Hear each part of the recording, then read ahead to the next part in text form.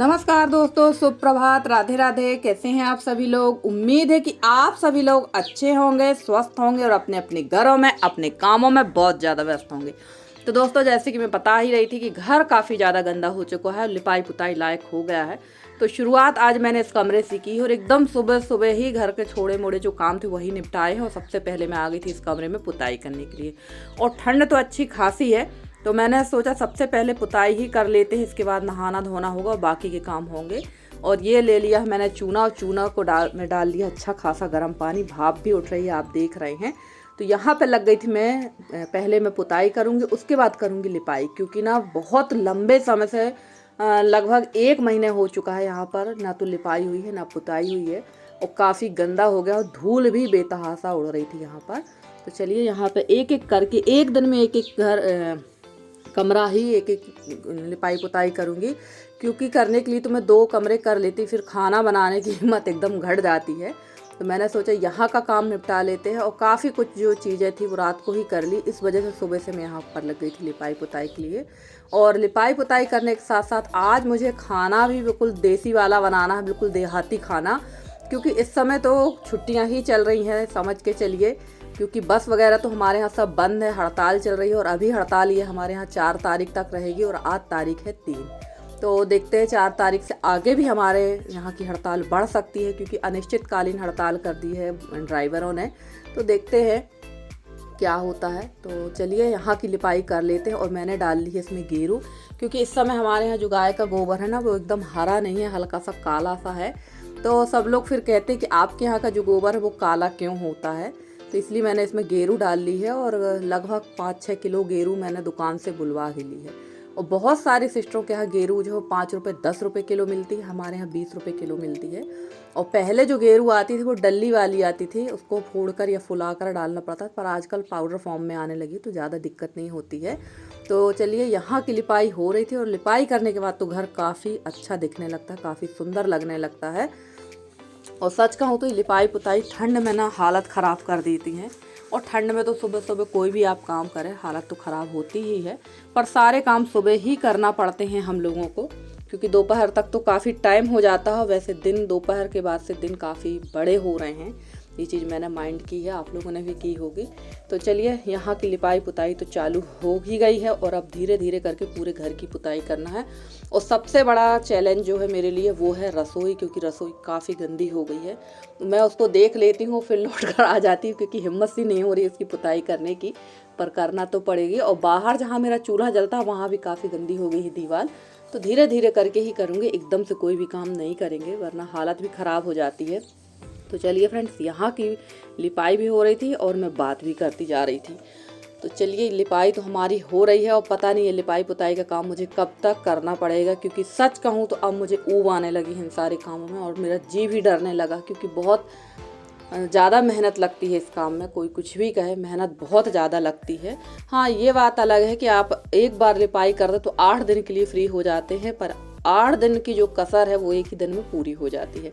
तो यहाँ की लिपाई हो चुकी है, और तखत के नीचे जितना मेरा हाथ जाएगा ना उतनी मैं लिपाई करूँगी, क्योंकि नीचे तक तो घुस के नहीं लिप पाऊँगी, जहाँ तक हाथ मेरा जाएगा वहाँ तक कर लेंगे लिपाई। और उसके बाद में चलते हैं बाहर की तरफ, देखते हैं कि बाहर क्या काम है, क्योंकि बाहर भी छुटपुट वाले काफ़ी सारे काम होते हैं। और आज जो है पतिदेव की फरमाइश है कि आज खाना बिल्कुल देहाती और देसी वाला बनना चाहिए, तो वो भी बनाना है, और टाइम काफ़ी ज़्यादा लग जाएगा।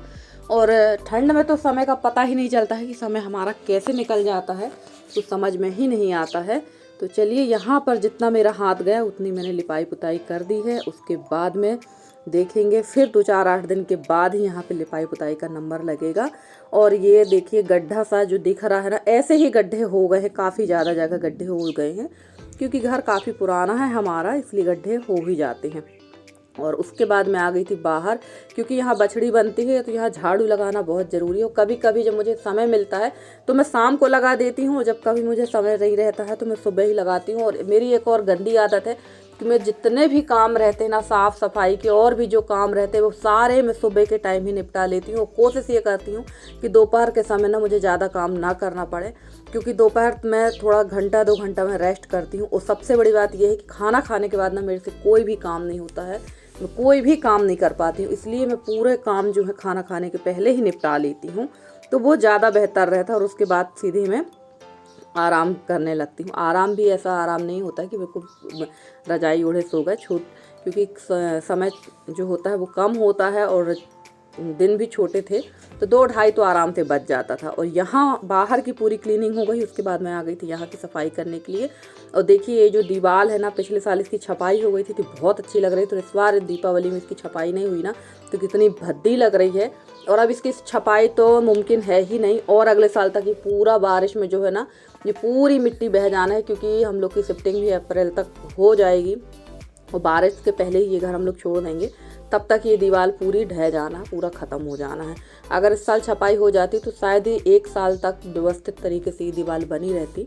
तो अब चलिए, जो नहीं हुआ अब उसके लिए क्या कर सकते हैं। अब मेरे से तो होगा नहीं, क्योंकि अभी खेतों में बोनी हो गई गेहूँ की, तो वो काम भी अभी नहीं होगा मिट्टी लाने का, क्योंकि खेत में अगर बोनी हो जाती तो कोई मिट्टी नहीं लाने देता है। और पूरी साफ़ सफाई करते करते मुझे लगभग बज गया था 10:30। उसके बाद मैं नहा धो कर आ गई थी। बाहर के दोनों चूल्हे मैंने जला लिए, क्योंकि हल्की सी धूप है तो खाना बाहर ही बना लेंगे। वैसे इस समय मैं धूप में नहीं बैठ पा रही हूँ, क्योंकि धूप में बैठने से ना मेरी एकदम उल्टी की इच्छा हो रही है, जी मचलाने लगता है, तो मैं ज़्यादा देर धूप में नहीं बैठ पा रही हूँ।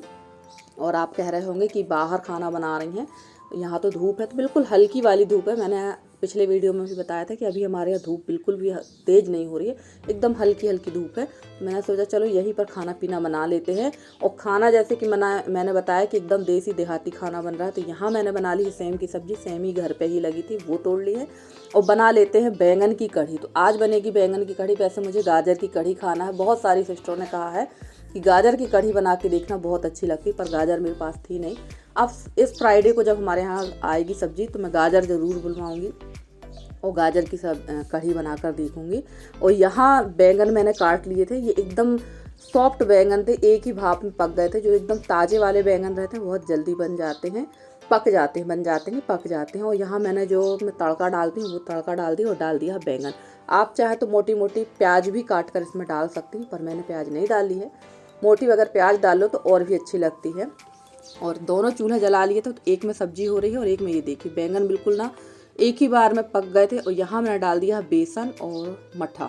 तो इस समय का जो मट्ठा है ना, वो खट्टा नहीं हो रहा है, बिल्कुल नाम मात्र का खट्टा था। बहुत सारा मट्ठा लगाया था, जिसको आप लोग छाछ कहते हैं, वो लगा दिया था। और पकने देते हैं। इसके बाद बनाएंगे, आज बनना है बिर्रा की रोटी और सवा का चावल। यानी सवा का चावल जो है, आप लोग बहुत सारी सिस्टर लोग जो हैं सवा का चावल जानती होंगी, और हमारे यहाँ गांव देहात में उसको कहते हैं कुदई का चावल। तो वो बनना है, किसी ने इनको दिया है तो ये लेकर आए हैं, ज़्यादा नहीं है, थोड़ा सा ही है। वैसे मेरे पास ना जो सवा रखा है, बहुत सारा सवा रखा हुआ है, पर उसको ना दरने के लिए ये जो चक्की होती है ना, शायद इस चक्की में वो नहीं दरा जाता, उसके लिए हाथ की एक मिट्टी वाली चक्की बनाई जाती, उससे उसकी दराई होती है। तो वो तो फिलहाल मेरे यहाँ गाँव में किसी के यहाँ नहीं है। जो मेरे यहाँ लेबर आई हुई थी, उससे मैंने पूछा था, तो वो बोल रही थी कि उनके गांव में किसी के यहाँ तो वो दरवा कर ला देगी। तो अब वो कब दर के आएगी वो बड़ी लंबी कहानी है। तो फिलहाल जिसने दिया है वही हम बना लेंगे। और कढ़ी पक गई थी और आज बनना है बिर्रा की रोटी। और इस समय ना मेरे पास बिर्रा का भी आटा है, भुट्टे का भी आटा है और बाजरे का भी है, और एक और आटा है जो ज्वार का आटा भी है। तो मैं सोच रही हूँ कि इस समय रोज़ लगातार अलग अलग रोटियाँ ही बना के खाई जाएंगी। तो देखिए, कढ़ी दूसरे चूल्हे पर रख दी थी मैंने, और यहाँ बनाने लगी थी मैं रोटियाँ, क्योंकि ना टाइम भी काफ़ी हो रहा था खाना बनाने में। और जब कभी खाना लेट हो जाता ना, उस दिन सबको भूख बहुत तेज़ी की लगती। तो देखिए, रोटी काफ़ी अच्छी बन गई थी, मोटी थी बहुत। आप लोग के जैसे मैं नहीं बना पाती हूँ, मेरी बहुत सारी सिस्टर हैं, सबनम बहन है, संध्या बहन, अनामिका, रियल लाइफ जो हैं, बहुत अच्छे से हाथ की रोटियां बना लेती। बस उन्हीं को देख देख के ना थोड़ा थोड़ा ट्राई करती हूँ मैं। तो इतनी रोटी तो आने लगी है मेरे से। और सच कहूँ तो ये जो आटा है ना, ये फटता नहीं है, टूटता नहीं है कहीं से, इस वजह से इसकी रोटी इतनी आसानी से बन गई है। तो धीरे धीरे धीरे कोशिश करूँगी तो बनने लगेगी। और बार मोटी बहुत ज़्यादा थी रोटी। और ये रोटी मैंने फिर आधी हाथ से बनाई थी और आधी बेलन से बेल दी थी। और तवा जो है काफ़ी ज़्यादा गर्म हो चुका था, क्योंकि तवा जो है गैस के हिसाब से था। चूल्हे के लिए ना थोड़ा सा मोटा तवा लेना चाहिए, और ये गैस वाला तवा है, पतला सा है, पर मैं इसी को चढ़ा लेती हूँ चूल्हे पे। एक तवा जो है मेरे पास एक्स्ट्रा है चूल्हा वाला, पर वो शायद मैंने कहीं रख दिया है, और मैं तुरंत में कोई सामान ना ढूंढूं तो मिलता भी नहीं है। और रोटियां तो काफ़ी अच्छी सिक रही थी। सच कहें तो चूल्हे की रोटी खाने का मज़ा ही कुछ और है। और हमारी एक सिस्टर ने पूछ रही थी कि दीदी आप जब रोटियां सेकती हो चूल्हे में तो आप उसको पटकती क्यों हैं? तो चूल्हे में जब रोटी सेको तो इसमें जो राख होती है ना वो चूल्हे रोटी में लग जाती, तो उसको थोड़ा सा पटकने से, धीरे से, बहुत ज़ोर से नहीं पटकते हैं, तो धीरे से पटकने से क्या होता है उसकी जो राख होती है वो सारी झड़ जाती है और उसके बाद रखते हैं। काफ़ी लोग नहीं झटकारते हैं, नहीं झाड़ते हैं, ऐसे ही रख लेते हैं। तो चलिए यहाँ पर रोटी मेरी सिक गई थी और अपना हाथ वाली रोटी नहीं बनाऊंगी, 2 ही ट्राई करूंगी क्योंकि इसमें टाइम भी लगेगा। मैं बेलन से ही फटाफट बेल लेती हूँ। और ये देखो रोटी को तो मैंने अच्छी तरह से भूंज दिया है, जो भी खाएगा ना उसके हाथ दांत रह जाएंगे। तो ये देखिए, ये यहाँ देखिए अच्छी खासी मैंने भूंज भांज के इसको रख दिया है। अब बेल लेते हैं फटाफट बेलन से रोटी, क्योंकि हाथ के बूते तो होना नहीं है, इसलिए फटाफट बेलन से ही बेल के रख लूँगी। और खाना जो था इतना स्वादिष्ट बना था ना कि बता नहीं सकती, क्योंकि जो देहाती खाने की तो बात ही अलग होती है। पिज़्ज़ा, बर्गर, चाइनीज़, मोमोज तो सब खाते हैं, पर जो हमारा देसी खाना है, हमारे भारत का देहाती जो खाना ना, उसको तो ना पिज़्ज़ा बर्गर कोई चीज़ नहीं पाती है। तो यहाँ फटाफट से रोटियाँ भी सिक रही हैं हमारी। और आप लोगों को किसको किसको ऐसा खाना पसंद है ज़रूर बताइएगा कमेंट करके। और मेरे हिसाब से तो जो गांव के जो लोग हैं ना वो लगभग हफ्ते में 1 या 2 बार तो ऐसा खाना खाना पसंद ही करते होंगे, क्योंकि हम लोगों को ना ज़्यादा ऑयली तेल घी वाली चीज़ें उतनी पसंद नहीं आती हैं जितना ये खाना पसंद आता है।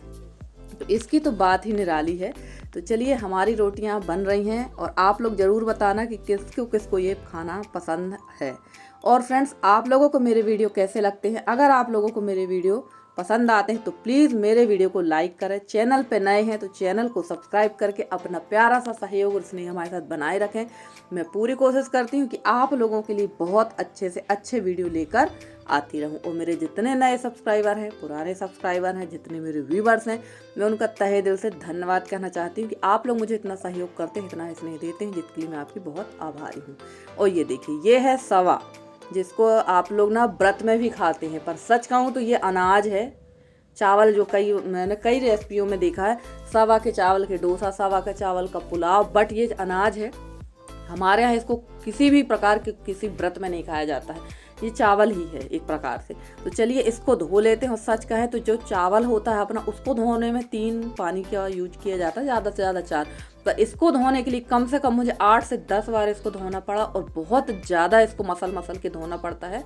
और आपने देखा ही है कि ये मुझे बताया, मैंने किसी ने दिया था, और एकदम ये इसको कूट कर, काड़ी होती ना उसमें कूटा जाता है, काड़ी में कूट कर उसने दिया था।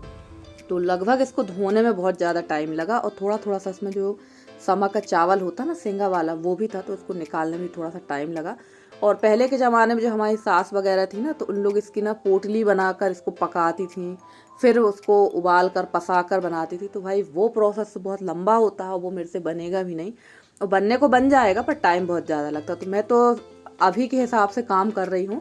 इसको मैं रख दूँगी कुकर में पकने के लिए। और बिल्कुल इस चावल में ना पानी बहुत कम डाला जाता है, बिल्कुल थोड़ा सा, लगभग 1 इंच के हिसाब से, क्योंकि चावल बहुत पतला होता है ये।